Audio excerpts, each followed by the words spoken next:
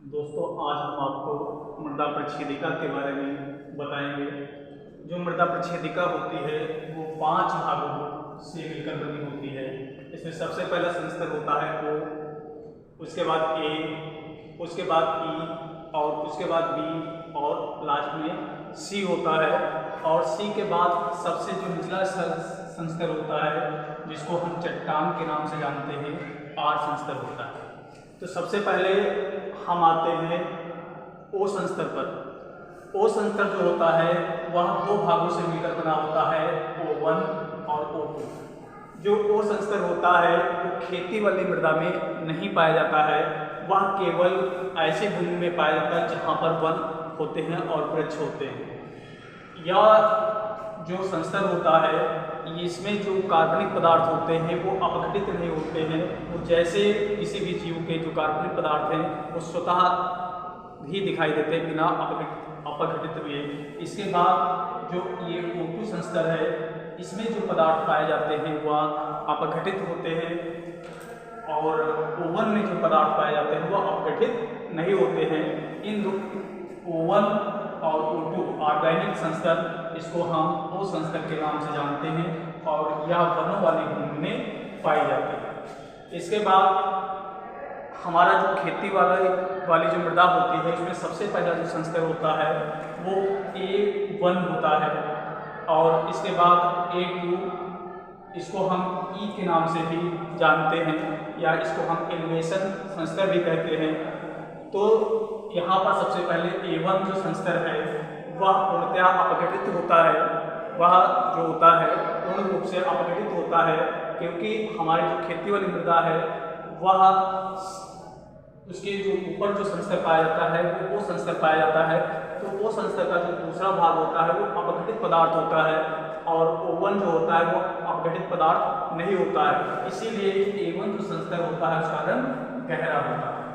इसके बाद हमारे जो A संस्तर है उसको जो 3 भागों में बांटते हैं।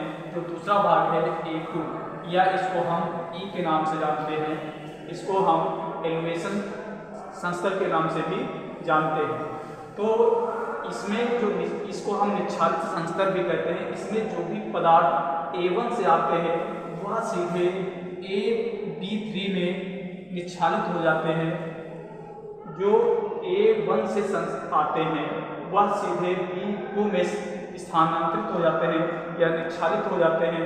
इसलिए हम यहाँ पर जो हमारा B संस्तर है उसको हम सेकेंड खनिज संस्तर भी कहते हैं या दूसरा खनिज संस्तर कहते हैं और A जो हमारा संस्तर है इसको हम फर्स्ट खनिज संस्तर कहते हैं। जो हमारा A संस्तर होता है उसको हम टॉप संस्तर भी कहते हैं या ऊपरी मृदा में A संस्तर पाया जाता है और अवमृदा या निचली मृदा में हमारा जो संस्तर B होता है वह B संस्तर अवमृदा में पाया जाता है।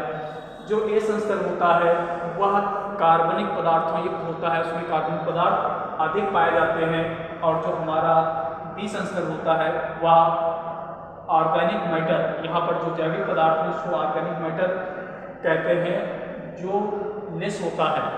जो B संस्तर है वह ऑर्गेनिक पदार्थों से लेस होता है, अर्थात इसमें ऑर्गेनिक पदार्थ नहीं पाए जाते हैं।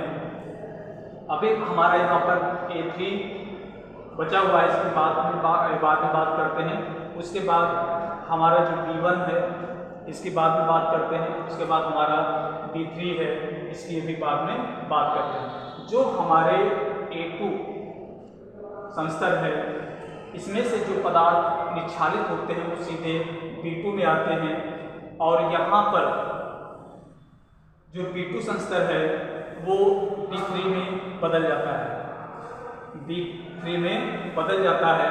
और जो हमारा C संस्तर है इसको हम निर्माण संस्तर या पैतृक संस्तर के नाम से भी जानते हैं।